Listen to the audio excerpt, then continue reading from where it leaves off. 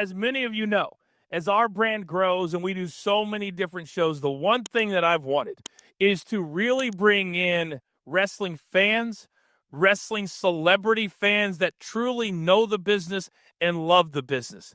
And in this week's episode, I'm telling you right now, I am a gigantic fan of this man, and there he is right there. You've seen him on Chicago PD, Arrow, Sirens, you name it, Abbott Elementary. The man is everywhere, but he's here with us today.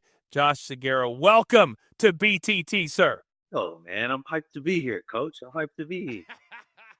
Now, for people who don't know, and this is going to be, I've been so looking forward to this conversation because when I was in the WWE for 13 or 14 years, the one thing we hated the most was when a celebrity would come to the Staples Center. I watch wrestling all the time, and then all of our stars would walk by, and they wouldn't know them at all. Come on. But you're legit. How long and where does your fandom start in the world of wrestling?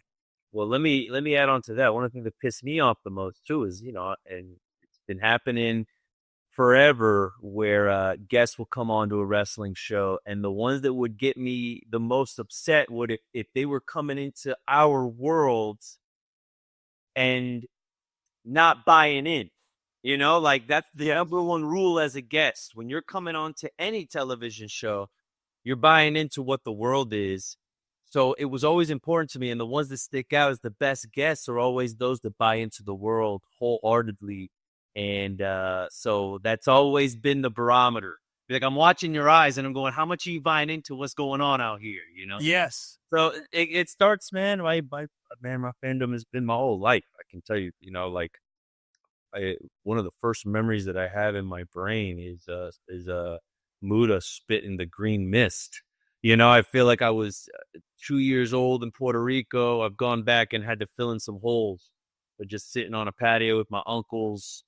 And I believe it was a Wrestle War. I figured out at one point, but man, one of the earliest memories I have, and I believe it was in Sting's face. And then it went from there, bro. I had WrestleMania 4, WrestleMania 6 on VHSs, those blank tape VHSs that man, I those were played over and over again.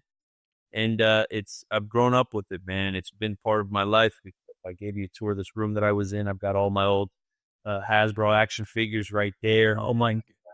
I've got a couple replica titles. I've got some stuff over there, but and then now it's a way to relax at the end of the night. Now it's something nostalgic for me. It's something fun to participate with my kids in. I got 3 little boys. I got an 8-year-old, 5-year-old, and a 2-year-old. Wow, they're into it, man. A lot of wrestling on the beanbag, and so off we go, man. Off we go. Man, it's so awesome because at my core, I never dreamed about being in WWE. I got in my early 20s by happenstance, and then it becomes who I am.